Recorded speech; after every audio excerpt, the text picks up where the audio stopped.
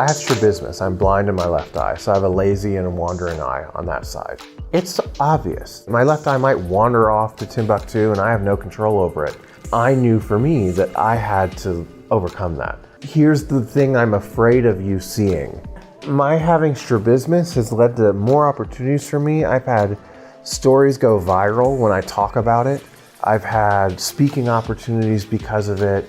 So whatever that thing is that's holding you back, that's actually probably the exact thing that people want to hear from you. That's actually probably the thing that makes you unique. Hey everybody, welcome to episode 77 of the Andrew Deitch podcast. I'm coming to you guys today from beautiful Denver, Colorado. I'm visiting with some good friends, Sam and Taylor Mears. Also, my buddy Wayne Cooper came out here with me. I'm going to be here for the next 5 days or so, and hopefully I'm going to be recording a couple of episodes of the podcast and chilling out with some good friends. So with that being said, if you know anyone who you think would be a good fit for the podcast, hit me up. I would love to chat and see if we can make something happen while I'm out here, if you know anybody in Denver. If this is your first time listening to the podcast, first of all, thank you, but this show is all about having meaningful and inspiring conversations. I meet up with the most amazing people that I know, and I get real. We talk about their struggles, their obstacles, their stories, and we may also share a few laughs and goofs as well. We have a lot of fun. I never do podcasts over Skype, always in person. I feel very strongly about that. I believe that meeting up in person is part of the secret sauce of why this show resonates with so many people. And that means I get to hang out with amazing people, and they rub off on me. But that's also a benefit to you, because listening to this gets you inside the mind of these incredible people as well.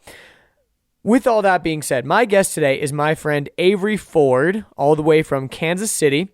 Avery is a coach and a consultant that helps entrepreneurs and coaches build thriving businesses authentically through relationship building instead of using sleazy or spammy techniques. And he also has a creative agency that helps his clients with web design and branding.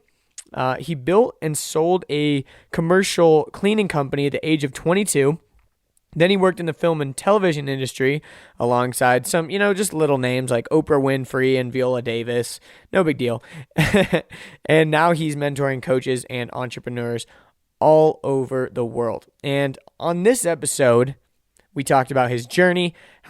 He also shared his story of dealing with strabismus, which is a condition that caused him to have a wandering and blind left eye since birth. And I learned a lot from Avery, and I was really glad to catch up with him while he was here not here. He was in Atlanta. Now I'm in Denver, but I was glad to catch up with him while he was in Atlanta. So I'm going to shut up now. Without any further ado, please welcome Avery Ford. All right. It's official. It's live. What's up, Avery? How's it going? Pretty good. Pretty good, man. Just hanging out. So, I don't know if you got a chance to listen to any of my podcasts, but typically I kind of just let people kind of tell their story in the beginning. So I want to let you kind of get into that, but just in your own words, if you can kind of tell us and tell me what you do right now, as far as like your business and all that kind of stuff. Sure. So there's like three main things that I do. The first one is that I consult inside of a few rather large online marketers like programs. I'm their main head coach. I manage their coaching team. I also have my own coaching business. So I coach people on how to grow a business without having to resort to marketing funnels or sleazy, spammy stuff, how to do it really authentically through relationship building. And then I also have a creative agency where we do web design and branding for people. Nice. So those are kind of the three things I do. The main ones at the moment are my own coaching business and then managing the coaching teams for other people. Nice. So you're coaching coaches. Yeah. Yeah. Just coaching coaches who coach coaches who coach coaches. Exactly. Do you ever feel like coaches are judging you on your coaching? Maybe. Sometimes. Mostly no. Sometimes though, like when you manage teams of other coaches, you oftentimes will wonder like, oh my God, am I doing a good job? Am I being a good enough leader? But I think that's everyone in a position of leadership. We all worry if we're doing a good job or if people take us seriously, and you just work through that as you go. Exactly. Yeah, I think also we tend to look at people who are doing, quote unquote big things, and we're just thinking, oh, they've got it all together. But in the back of their mind, they're like, I wonder if this person thinks that I'm legit or whatever. We're all a mess. Everyone's figuring it out as we go, and none of us want to look like an idiot. Yep, that's very true. But yeah, so that's really awesome, man. So I want to talk to you more about your business and stuff, but also kind of just take us back. How did you get to the Avery Ford of today?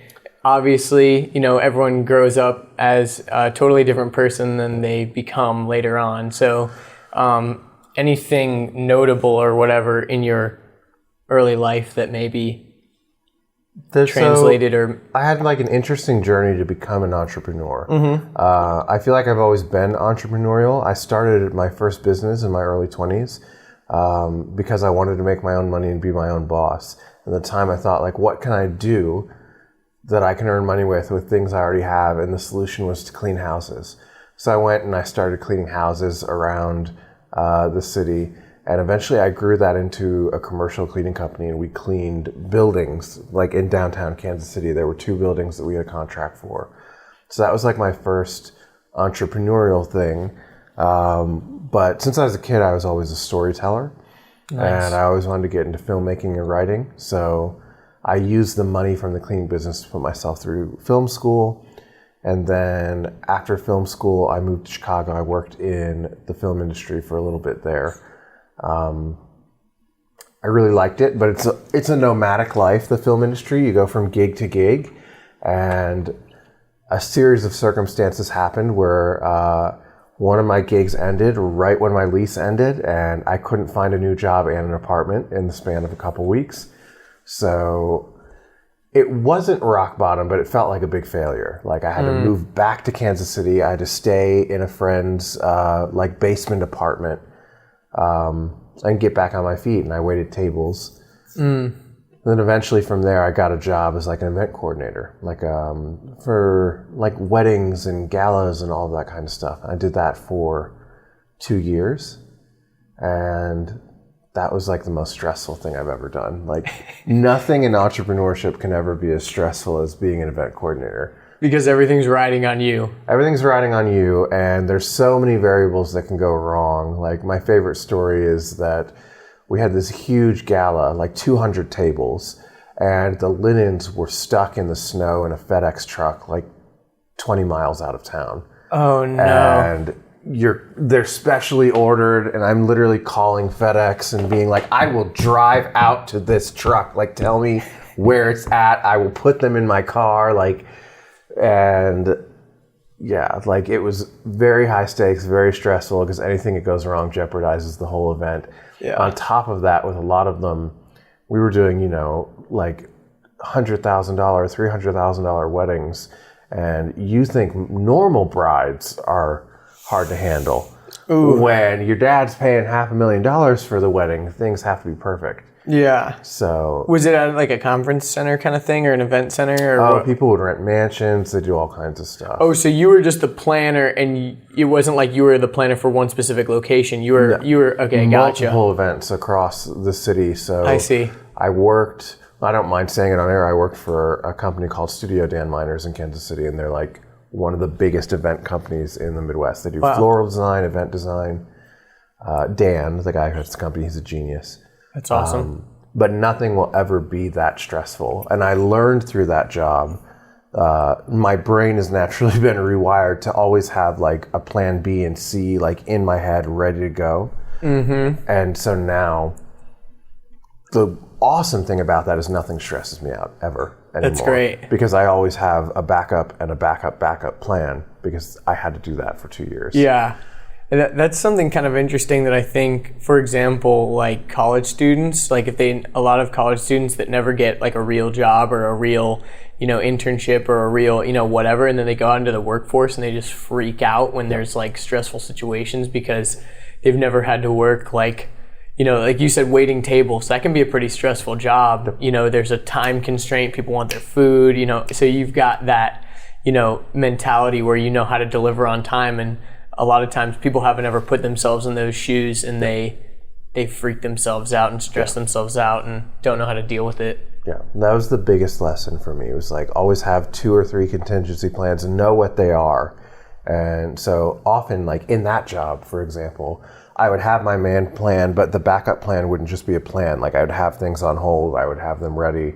Yeah. And then like I would know, okay, I have to cancel this at least 3 days before, otherwise I get charged, but I'd still have stuff on hold. And That's smart. Served me well. I know, like, for example, NASA, like, they have similar structures in place, like redundancy plans, where they've got a backup for their backup for their backup for their backup, because once you're in space, you can't just, like, send an extra thing up there. I was just watching the movie Interstellar the other night, the Christopher Nolan movie, and I was, like, looked at my partner and I was like, so if you could go through a wormhole to another galaxy in a tin can, would you do it? And we were both like, absolutely freaking not. Like, it's not going to happen. Like, the wall is this thick and it's just vacuum and nothing. Like, Yeah, great movie though. It was great, but no.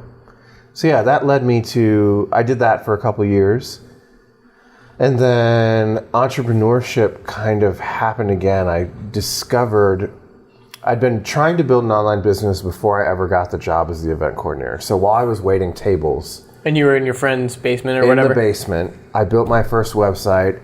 I started like putting up I did a web show on YouTube. I started publishing that. I started connecting with influencers. And I discovered the world of online business. Like, this is great. I can take all my knowledge and expertise and share it. And then I got the quote, the big boy job. And that got put off for a couple years. And then sometime in 2015, my partner got tired of hearing me say, like, I want to do a web show again. And he got me an iPad for my birthday. And he was like, I'm getting you this so that you can go, like, start making videos again. And I discovered Periscope, like, right at the beginning of Periscope, right before it got big. And for people that, like, I mean, some people listening to this will not know what Periscope is. What is Periscope? Periscope was the OG Facebook Live. It was before Facebook Live or Instagram Stories existed. Periscope was like the live streaming app. And there are still people that I know from those days, like 2-3 years ago. Periscope was a live streaming app. You could go on and live stream. You could look like by Google Maps where people were and watch their live stream. You could follow people, comment on their broadcast, click on someone who was commenting, and then follow them. Like, if Facebook learned from Periscope, it would change the game. Like, they're getting there. Yeah. But Periscope got shut down, right? I think it's still alive. Is it? I think it's still alive. I was going to say it didn't go the way of Vine yet. No, it's just not as popular anymore. Like, once Facebook launched Facebook Live, like, the writing was on the wall.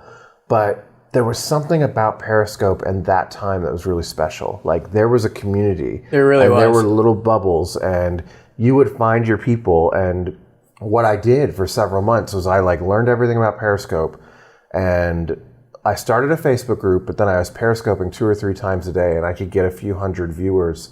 And I built an audience of like 1,200 people. Wow. On Periscope. And so if you went live, I went live like 2-3 times a day, and when I wasn't going live, I was on other people's broadcasts, like commenting. You know how it goes. You comment, like, help people out. They'd come back and follow you. It was amazing. So I did that for a few months while I was at the event coordinator job. And what were you talking about on the Periscopes? I started out wanting to talk about like mindset and spiritual stuff because that would always interest me. How people allow the things that happen to them to shape their perspective and the way they think. And I've always found it fascinating that if you change the way you think, the world around you changes.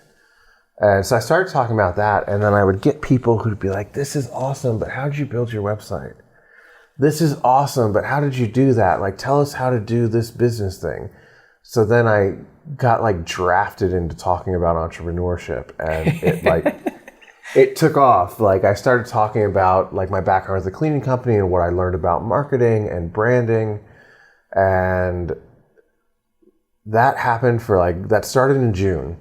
And by like October, I had 1,200 people, and I was planning to leave the event coordinating job for a different job. So I got a job with a different company and had a round of interviews, like 2-3 interviews. They said, yes, like, let's do this. We're excited. Another event company or? Kind of. It was a company that did like performance and dance and like lighting, very Cirque du Soleil-esque. Gotcha. Like dancers dancing on the side of buildings and all kinds of stuff. Wow. So like 4 events, but not on the... I was going to like help them manage all their stuff. I see. Cool. So I went through this round of like 3 interviews. They got the job offer. I put in my notice at the event company. I gave them 60 days. I said, like, bring in someone, like, I know I'm indispensable. I will train someone. I'll teach them exactly how to do what I do so that you're fine. And then like 2 weeks before I was supposed to start at the other company, they reached out and said, we changed directions. We're actually not going to create that position anymore. Whoa. And I had no savings, no backup. And I made the decision like, well, I'm just going to jump. Like, I'm just going to dive into my business and see if I can make it happen. Would they have probably taken you back at your other job? Like, No. So they were already trained my replacement. So I made a decision to jump, and I hadn't really made income in my business yet. I'd had a couple people who, pay me a few $100s here and there to like do something, but I wasn't confident enough to say, I'll charge this. And this was and you were saying your business was going to be web design at that point because people were asking you about that stuff? It was like messaging and branding, yeah. Gotcha. So they were like, people on your Periscope and your community were really impressed with what you'd been able to create, and they were like, help me do that? Yeah. Gotcha. Basically. Cool. The other piece, if you have entrepreneurs listening, that like changed everything. Like, it all happened around the same time. One, like making the leap. I knew that for me, unless I leapt and I had that pressure, it wasn't going to happen. I don't recommend quitting your job. Like, it's insane. It was the scariest thing that ever happened. It was the best thing that ever happened. Jumping out of the plane without a parachute and trying to build it on the way down. That was like, I know my own psychology. So I knew, like, I had an inkling that I could do it. And even if I didn't, I had a backup plan. Immediately after that, I called up like a restaurant that we had done events for that I had good relationships with. I was like, hey, can I come in and wait tables a few nights a week? So that if everything failed, I'd at least pay the rent. You'd have some trickle in money. I had to call them back 2 weeks later and be like, about that. So, never mind. Kind of like what you had to do with your putting stuff on hold, though. Right. I've got this on hold, it's going to work out.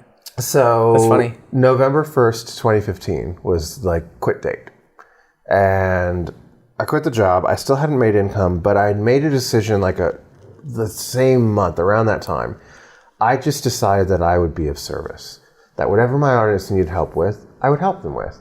And I asked them, how can I be of service to you? How can I help you? What do you need? And they responded with we need help with our messaging. We don't know how to communicate to our audience. We need help with presenting ourselves and our branding. And I was like, a graphic design and a film background, really good with marketing and messaging, screenwriting for characters is messaging for business. It's all psychology. People don't understand. That's my unfair advantage, is all of that stuff in my background. So I was like, okay, I'll do this. And so that's what I did. A week after the job ended, I hosted a webinar, and it was my first ever webinar, and nothing worked. So I'm trying to host the webinar. I can't get Webinar Jam to work, or Ever Webinar, or whatever it was. It's 20 minutes before I'm supposed to go live. I've been promoting this all week to my people, hyping it up. I'm like, oh crap. This isn't working. I can't get the technology to work. My computer was so old that the technology wouldn't work on it. So again, have the backup plan. 10 minutes before the webinar is supposed to start, I send out the final reminder email with the link, and I just put my Periscope link. I'm like, we're having it on Periscope, and I post in the Facebook group, we're doing it on Periscope, join us over there. I get on Periscope, I turn the camera around, point it at my computer screen, go through the slides, do the presentation. And that week, a mutual friend of ours, Kat, I had been in contact with her, and I was like, I've never done a webinar. I don't know what I'm doing. And she's like, here, I've got a system for you. Like, I've got some templates. So I went through her whole system, and I never got to the part with the pitch. So I had everything for the webinar prepared and mapped out, except for the part where I'm supposed to sell something. And Kind of important. Kind of important. So If the goal is to make money, it's kind of important. I'm already freaked out. I'm sweating. I'm like really feeling like a fool, like having to do this on Periscope and turn it around and point it at my computer. I go through it and I'm getting close to the pitch, and it occurs to me that there's nothing there. Like, I put a slide there with like a picture, like an offer and the price, but there was I didn't know what I was supposed to say. There's no copy to There's no copy. Yeah. And I just make the decision at that point to turn the camera back around on myself, and I just pitched to them, like direct to camera. I talked to them about their problems. And that was probably more powerful. It was secret. I'll always do it now. That's awesome. I turned it around, and I was like, I've seen so many people struggling with X, Y, and Z. Like, you deserve better. I'm tired of, and I was tired of seeing all these people who were talented not make it. I was like, here's the offer. And it was $750 for like a 2-day intensive. And in that intensive, I was delivering so much stuff that I was insane to charge that much. But I didn't know any better. So it was like, I was going to create a one-page website, do all of your branding, your ideal client profile, help you with your messaging. Wow. All of that stuff for $750.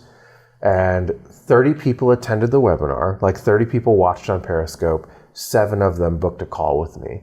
And out of those 7, I closed 5 or 6. Wow. And so I went from like literally making nothing online to making like, I think my first like almost 5,000, which paid the bills for deal. like a couple months. Yeah. And I was like, this is amazing. And then from then on. Like, and you said you had moved back to Kansas City at this point, so you were back in Kansas City. Yep. And by that point, I'd had my own apartment. I had gotten out of the basement. That's good. With the event coordinating job.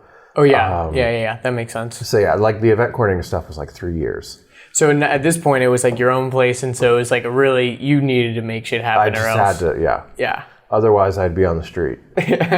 So, and that was it. Like, I jumped off the cliff. In a week, I made, $4,000 or $5,000 from that. And then I kind of never looked back. I was always able to find clients, pay the bills. And this was in like late 2015, early 2016? This is November 2015. November, nice. Like the date of the webinar was like November 8th or something. Wow. Like a week after you Yep. quit the job. That's crazy, man. That's really cool, though. So then you kind of just never looked back, like you said. Yeah, I'd never. And now you're charging a little more than $750. Just a little more. So how I did it, and I always tell people this, like, because people are scared to charge.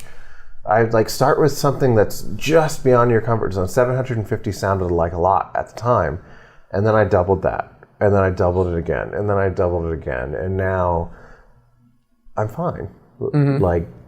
Now, a 2-day intensive like that could be $5,000 or $6,000, and I don't blink an eye at that, and the clients don't blink an eye at that. But I had to start at $750 because I wouldn't. If you don't believe it, you're like, well, how much does it cost to work with you? $5,000? Like, no one's going to believe you. Yeah. So start with what you're comfortable with. That's really awesome, man. So to go back for a second, so I wanted to mention, I think something super important that happened was the fact that you made that jump and you said you knew yourself enough that if you did quit, you were just going to like make it happen, no questions asked. And I think that's one of the biggest things that holds people back.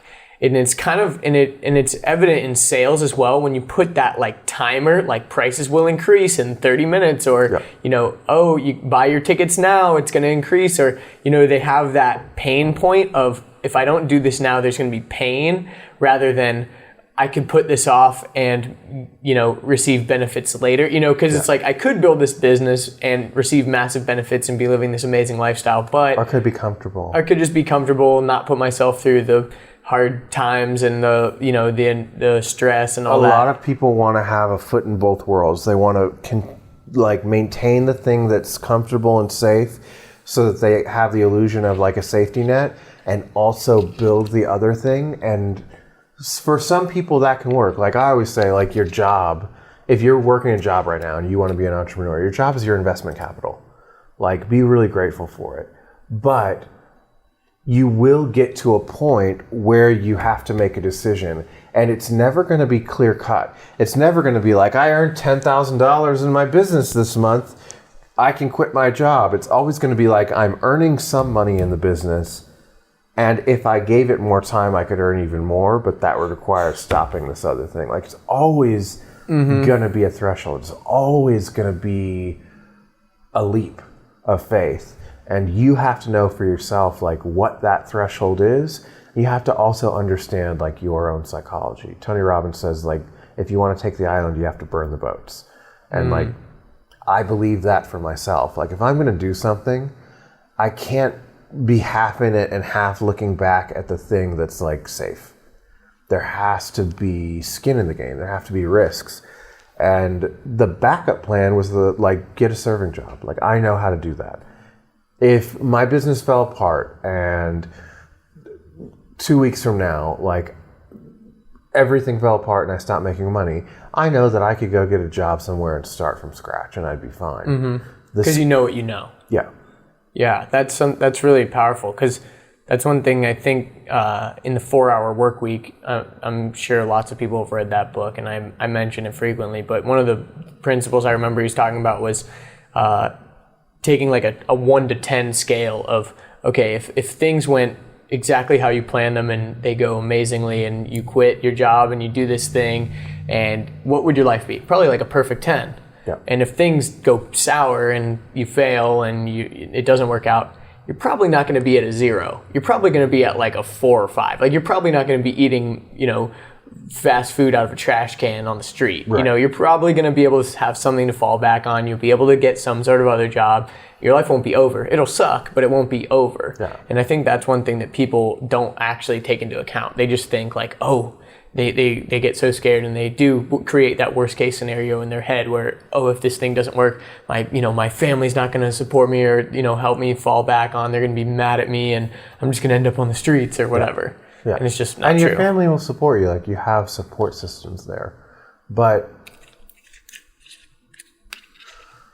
there's a thing, I've thought about this a lot, like in my own coaching practice and in other things. There are a certain set of circumstances that allowed me to succeed and that I see other people who succeed quickly have. And I have often wondered if they're teachable or not.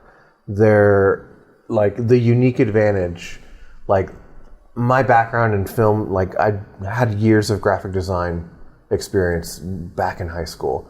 I had film and media experience in college, so I understood how to present myself. I understood if I got on video to pay attention to what's behind me and create a little set, like take some stuff from my house and create, make it look a certain way. I knew how to design my own website and present myself and make it look really nice. So like that was my unfair advantage. But also it's kind of like, it was your unfair advantage, but also sometimes people have that inherent like eye for that kind of stuff. And sometimes I think it can be teachable, but you just got to put in the hours of trying things, I think. I also had stuff I had to work through. So I have strabismus. I'm blind in my left eye. So I have a lazy and a wandering eye on that side. It's obvious, like on video. Like you can see it. My left eye might wander off to Timbuktu and I have no control over it. And it's been that way since I was born. And I knew for me that I had to overcome that.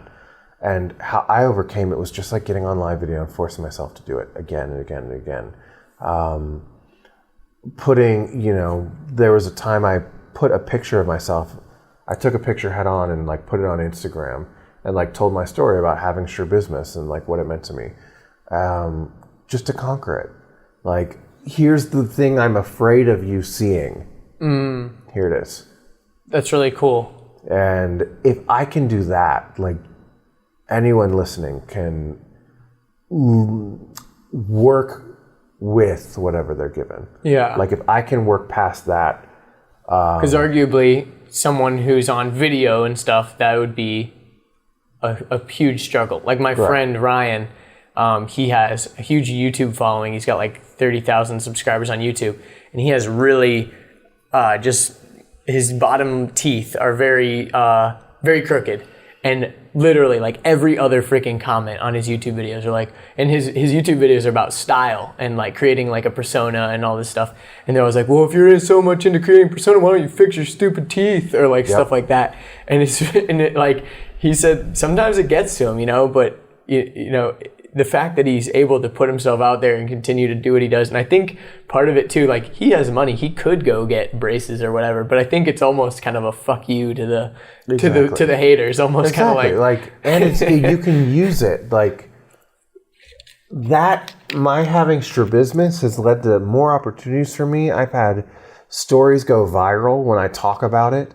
I had like Ashton Kutcher and Kylie Jenner and a bunch of other people share something that I posted on Instagram, and it like went super viral. I've had speaking opportunities because of it. So like that, whatever that thing is that's holding you back, that you're like, oh, you know, this is a line too far. Like, I can't get past this. Like, that's actually probably the exact thing that people want to hear from you. That's actually probably the thing that makes you unique. Yeah. And chances are, if you have some kind of like strange characteristic or whatever, people will remember you for that, for better or for worse. How do I know that any job I've ever gotten hasn't been exactly because, like, yes, I showed up prepared and whatever, but because I had the funny eye? You never know. But, you know, another thing too is sometimes I think for people that are quote unquote like perfect specimens, or, you know, like a beautiful model, you know, and you always have to wonder, how many jobs or opportunities have I gotten because I'm just simply attractive and not because of my work ethic and all that. And you have like self-doubts in that regard. You ever see that episode of 30 Rock with John Hamm? Is it John Hamm? I don't know. I've only watched a few episodes of 30 Rock. He's a guy, she dates him, and he's a guy who's like super attractive, and he doesn't understand that the world treats him differently because he's attractive. So they like go to restaurants, he order things that don't exist, and she's like, that's not on the menu. He's like, yes it is, they make it for me every time. And it's like all the waitresses like, oh, whatever you want, and he's not aware of it. Yeah. And like the world reacts to him differently because he's quote so beautiful. Exactly. Like, I wonder about that sometimes. Yeah, there's another similar bit. I think it might have been, I can't remember which stand-up comedian it was, but it was a similar thing where they were dating this beautiful woman, and they showed up to a flight and she forgot her ID. And they were like, you forgot your ID? We won't be able to board. And she's like, oh no, I've done it a few times. They always let me on. And it's like the guy at the gate is just like, oh, she's fine. She's not a terrorist. She's beautiful. Right. You know, so it's just kind of funny how you always have to wonder that kind of stuff. And then you also have to wonder, same thing with someone who's really wealthy or someone who's really successful or whatever. Does the world treat them differently because they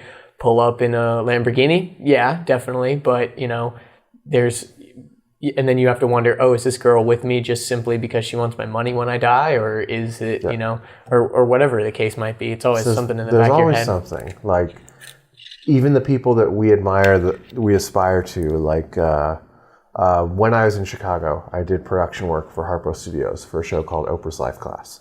But even someone like Oprah, you think you want to be that, but you have no idea what that means. To walk into a room, and every room you walk into, you know that most of the people want something from you. And they see you a certain way, and they all want a piece of you and attention from you, and that you can never be anonymous. Mm-hmm. Yeah, that's something that I've actually thought about a lot, is how famous is too famous, you know, and how out there do you want it? Because obviously, like, as someone who's putting, you know, I'm putting myself out on this podcast. I had the audacity to call it the Andrew Deitch podcast. Like, it didn't name it this thing. Like, it's me, it's my show. Like, how famous is too famous? Like, I don't ever want to get to the level of like Tom Cruise or Oprah or Will Smith, where you can't even like be a normal human. But at the same time, I think there's a good level of fame. Like, there's like, there are tons of, and I don't even think about it as famous. I think there are tons of people who have a lot of influence and who are very well off, but still maintain relative anonymity. And like, I feel like that's a really good place to shoot for. Having enough money that you really have complete freedom, which, by the way, isn't as much as you think it is. Like, and like impact. You're making a difference. You have a group of people that you can help and teach and support and inspire. But, you know, being able to walk to the Starbucks around the corner and nobody knows who you are. I feel like that would be the best. That's why I want to be a director and a writer, not an actor. Yeah. When I got into film school, because I was like, oh, no. Yeah. Like, if you're successful as a screenwriter or a director, like, you could be on the Hollywood, you know, top money earning list, and no one on the street would ever recognize you. Yeah. That's the sweet spot. Yeah. I've heard like do you want to be the NFL player? Because, you know, you're like, oh, you're making a lot of money, you know, you want to have that fame? Or do you want to be the owner of the NFL team? Yeah. You know, no one might even know who you are, but you're raking it in. Yeah. And I heard a comedian, do you know who Brian Regan is? He's really funny. He's actually a clean comedian, but he's really funny. And one thing that he talked about was he did this huge arena, I don't remember where, but then he went to like a Burger King down the street or whatever right after the show, and no one knew who the crap he was. And he had just filled an entire like arena of people, thousands of people screaming his name, all that kind of stuff. And then just to be able to go down the street and no one knows who the heck you are, I think that's pretty cool. Yeah, I agree. That's awesome, man. So to kind of go back a little bit, so you said you went to film school and you had like the graphic design background, and obviously those skill sets have helped you in your current business. But what, I guess, how do you see that panning out in the future? Do you plan on like going back into like the showbiz kind of stuff? Or so one of the reasons I got into the consulting that I'm doing now, where I'm working inside of other people's programs and not so much of my own, is because I'm actively writing and working on like my own film projects. And I know that I feel like for me, I have a certain quota of creative energy each day, and to like market and create content and put all that into my own business uses up that energy and doesn't leave any for screenwriting and directing. That's an interesting way of looking at things, but I've definitely felt that in my own stuff. Yeah.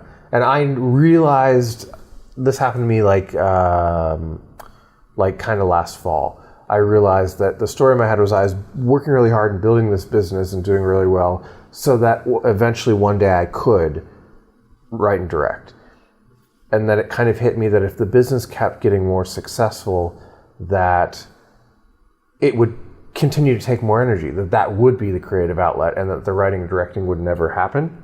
And so I wrestled with that for a while, and then eventually realized, like, oh, find a way to do this and make it a job, and then take this energy, this creativity that you're putting into it, and start writing again, start making movies again. Because that's where I want to be. Like, if I was 80 years old, even if I was a successful entrepreneur, if I was,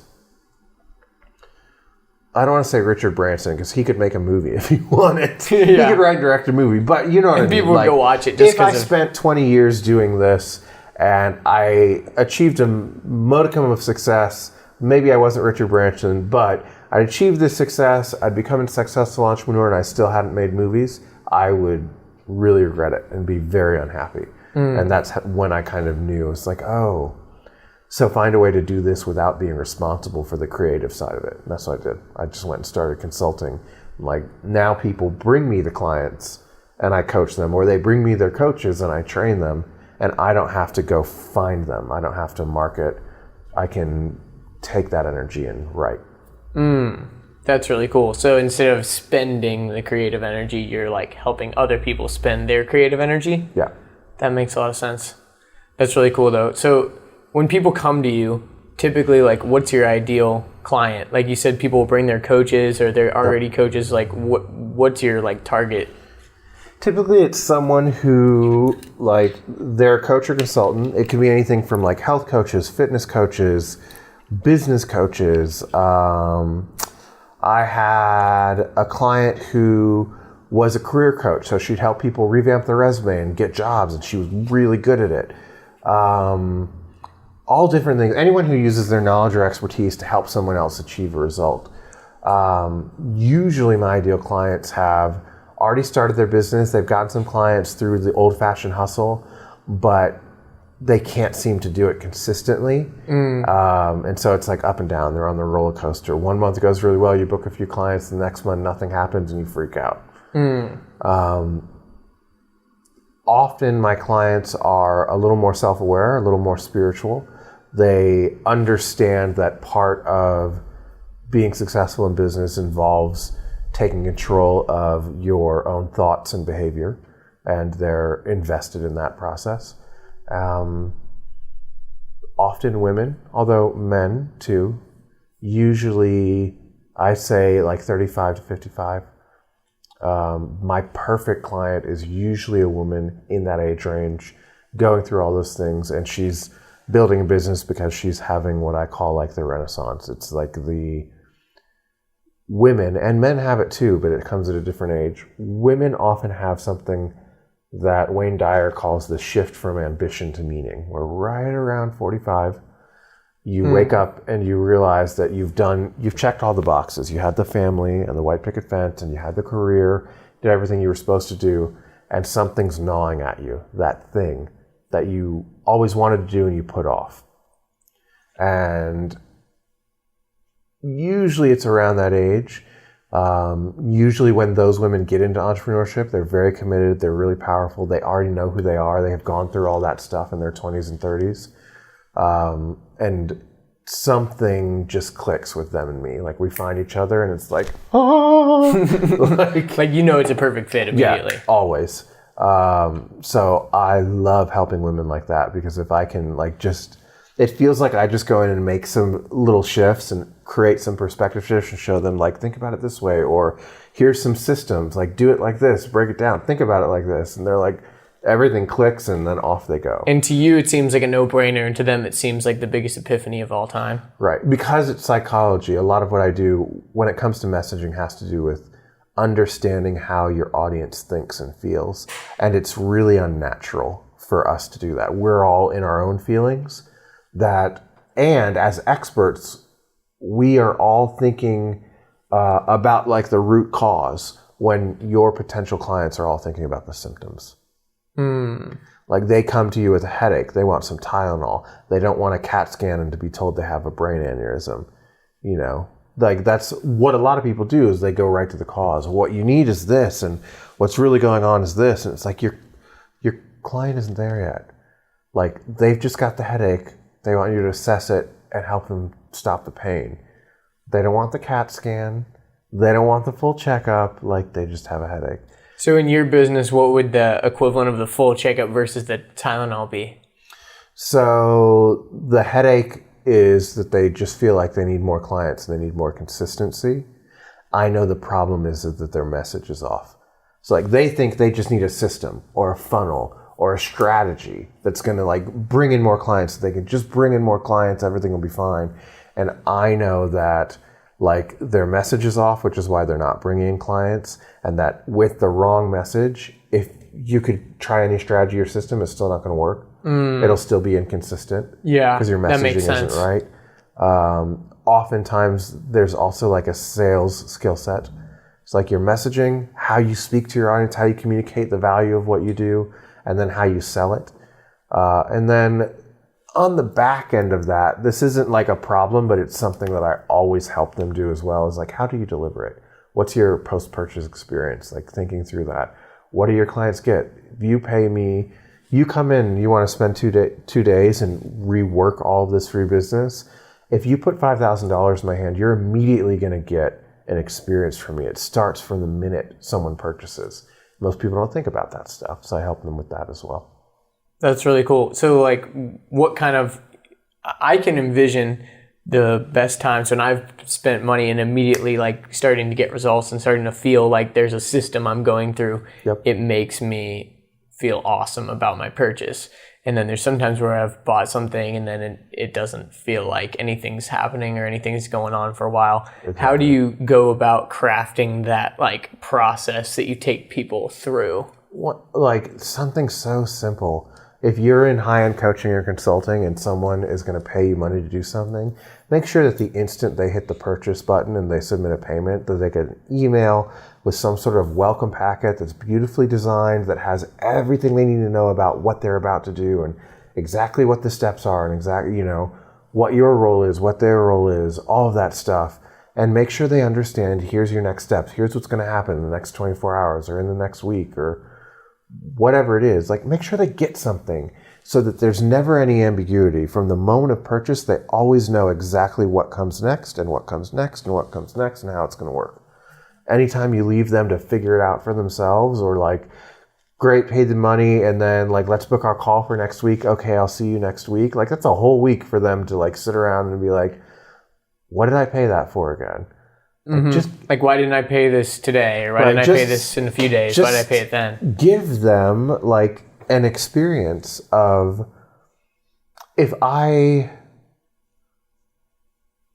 just think about it, like if you book a luxury resort, you're going to get a booking confirmation with like, even if I book an Airbnb, it sends me something with your upcoming trip to Paris. Here's some things to do. Here's some stuff to get ready before you go.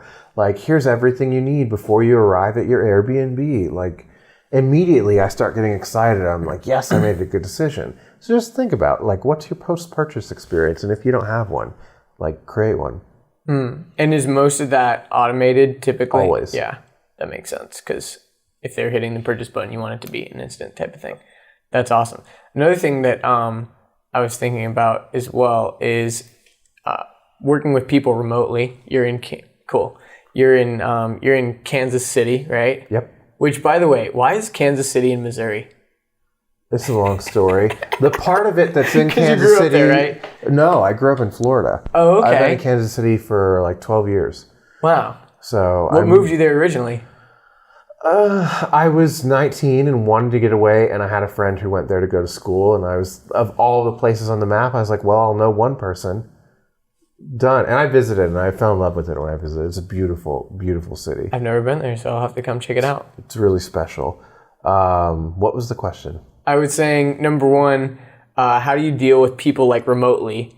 Because, you're obviously in one physical location. People sometimes freak out about that kind of stuff. Like, they want to work with people in person, but working with clients remotely and stuff. They could fly. Like, I fly to Atlanta. I fly to see clients sometimes. I've never had that issue, just because it's clear from the get-go that like it's going to be remote. Mm-hmm. Like, it has to be. Yeah, but like I think some people just like technology issues or whatever. Like, oh my gosh, then they're not my client. Yeah. Like, if you can't figure out how to work your MacBook or like navigate the internet, like, we're not going to have a good time. Sorry, Grandma, we're not going to be a good fit. No. That's awesome. Yeah, I was just curious about that because I know that's just kind of how the world is going. And you kind of said that, especially in the film industry, it's kind of nomadic. Yep. I think a lot of people are striving with their business now to become kind of this more digital nomad, as a lot of people are referring it to, where they can run their business from their phone or their laptop or whatever. I know the CEO of Netflix, he spent, I think it was like 2 years living in Rome. He only has a phone or something, yeah, right? and he like runs his business on his phone. Yep. He doesn't have an office. He just comes and like meets with people whenever. I think that's really cool. Yeah. I'm getting ready to, at the end of March, I'm going to go to, we haven't decided. It could be Bali or it could be somewhere in the Caribbean. We're going to go, me and one of my teammates are going to go like live for a month, rent a place, and then like see how it goes. And then from there, if we want to go to another place, we'll book a new one. That's great. That's the dream, I feel like, for a lot of people, me included. I definitely want to. It doesn't take that much. Like, think about how much you pay in rent and how much you pay in bills. In Bali, for example, I was just doing some research this morning. You can get like a 2 or 3 bedroom villa for $1,500 a month. Split that between 2 or 3 people. Yeah, it's amazing. You save money while traveling. Literally. And the main thing, I think, is to diminish all of your expenses while you're away. Yeah. So like, rent your car out or sell your car, or don't have rent that you need to pay or sublease your apartment out or whatever you need to do while you're gone. because like you said, sometimes when you're away, the expenses can be cheaper or just about the same as living wherever you're living, especially if you're like eating out all the time, stuff like that. It's like you're going to be eating out, while you're traveling too. Your expenses are probably going to be pretty similar as long as you're not going, luxury everything. Yeah.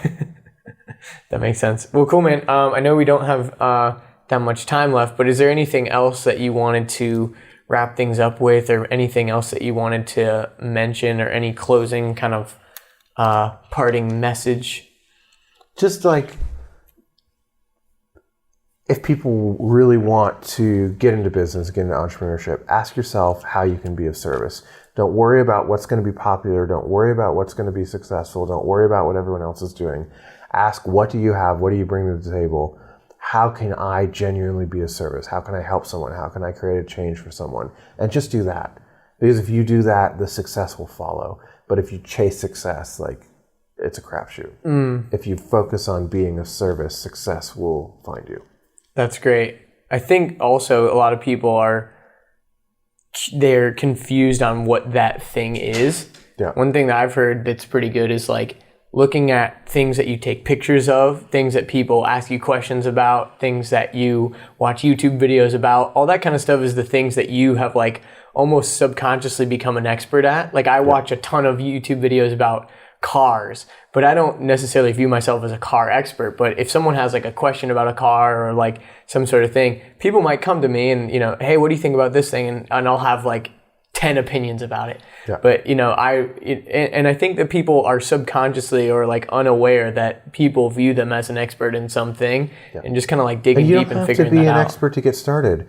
That whole 5, 6, 7, from June until November, when I quit the job, I was coaching for free, pro bono, many clients, so that I could feel I felt confident that I could deliver results for people. I felt confident in what I knew and my ability to help them, but I knew that I didn't feel comfortable charging for it because I'd never done it. So I went and found 5 or 6 people and worked with them for free for several months and got them results, and then kind of got your sea legs and said, okay, maybe I can charge a little for this. Okay, I'm still getting results. Maybe I can charge a little more. You don't have to be an expert in order to get started. You just have to start. That's awesome. I love that. Oh, I feel like that's a good place to wrap things up, man. If people want to follow you, averyford.com, facebook.com/averyfordofficial. Very nice. Very streamlined. Got that Avery Ford official. That's awesome, dude. Well, thanks for being on the show. Thanks for having me. We'll see you later, everybody. Boom. There we go. Make sure you follow Avery on social media. Be sure to check out his beautiful website, averyford.com, for more details. I know you want to check it out. All right. You made it. Success. We kept you till the end. That's exciting for me because that means you probably enjoyed this episode. And I have a couple of other episodes that I know you will enjoy as well. So if you enjoy this episode, I know you will love listening to episode 58 with Katya Sarmiento. Katya was actually the one who introduced me to Avery, and we actually recorded that episode in her kitchen. I don't remember if we addressed that or not, but we did. She's a brilliant online business manager. She helps 6- and 7-figure digital small businesses scale up with the right systems and operations. Basically, she takes businesses that are stuck and helps them get unstuck, which means more profit, more time, more freedom for her clients. And she's insanely talented at being able to just look at a business, break down the problems, and go in there and fix them.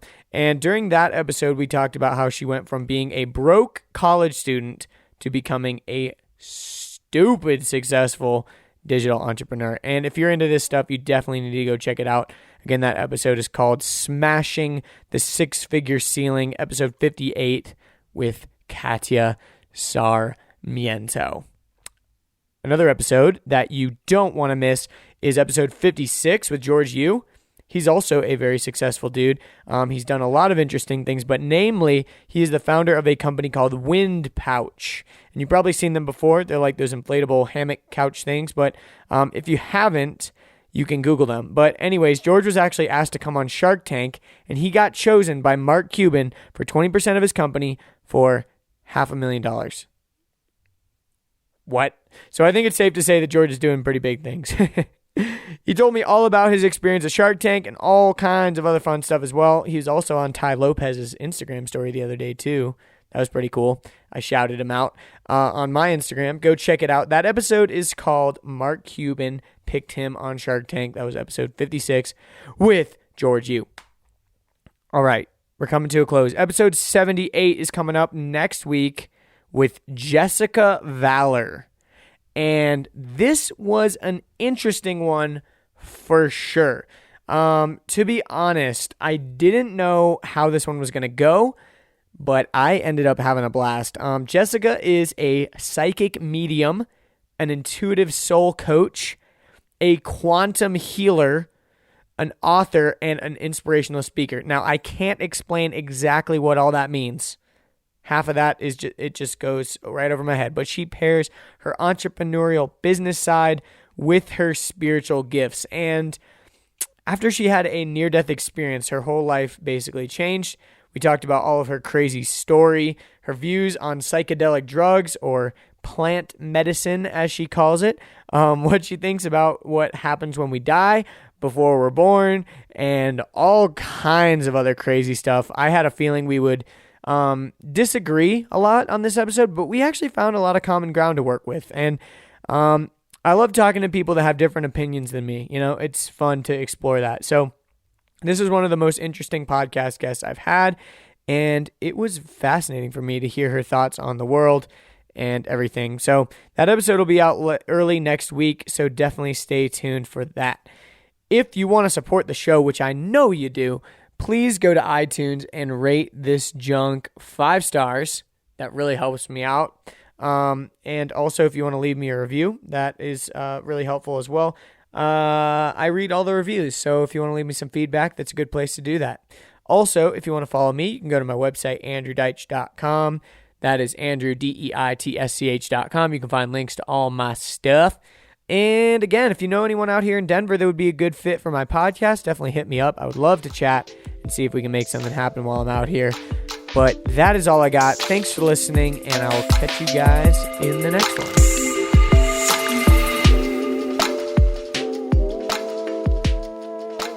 Just coaching coaches who coach coaches who coach coaches.